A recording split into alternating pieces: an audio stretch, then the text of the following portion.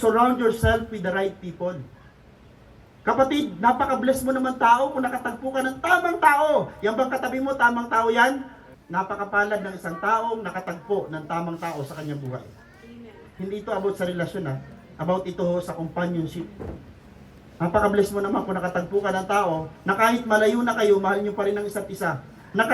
Nakatagpo ka ng tao na kahit ang layo ng agwat ninyo, na kahit ang layo ng agwat ng inyong financial status, pero walang barrier. Napakapalad mo. I-treasure mo yung ganung tao kasi bakit po? Bihira magkaroon ng ganung tao. I-treasure nyo po ang mga gantong tao. Pumili tayo, maghanap tayo, palibutan natin ang ating sarili ng mga taong ganto. Sino ho ba yung mga tao ho? Mga taong ipapanalangin ka sa lahat ng aspeto ng iyong buhay. Pangalawa, ilalapit at ipapakilala sa iyo si Lord. Kapatid, tamang tao yun. Pag yung mga tao na yun, nilalapit ka sa Diyos, pinapakilala sa iyo ang Diyos, at idagdag ko lang dito sa part na to, tinatama ka pag nagkakamali ka.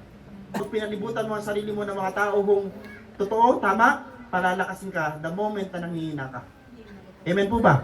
Tamang tao ang hanapin natin. Then last, palibutan mo ang ng tamang tao ang sarili mo na tutulungan kang lumago, tutulungan kang mamunga.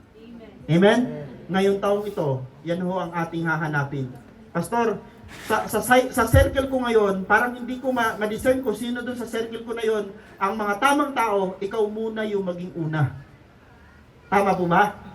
Kung may circle ka na ngayon, may barkada ka, may mga kaibigan ka na ngayon, ikaw yung number one, maging unang tamang tao para sa kanila. Then, sila ho, sa susunod na rin doon sa cycle na yon hanggang makabuo ka ng isang grupong maayos. Kanino magsisimula? Sa'yo. Huwag ka lang pa-influensya sa kanila dahil mag-a-attempt sila ng mga bagay para mailigaw ka, para hindi ka mapanatili doon sa grupo. Kung mapanatili ka doon sa grupo, ikaw naman ang kanilang mawuwin. Bilang Kristiyano, wag ka mag-a-attempt sa labas. Kung mahina ka, hindi ka malago kasi hindi ka na makakabalik.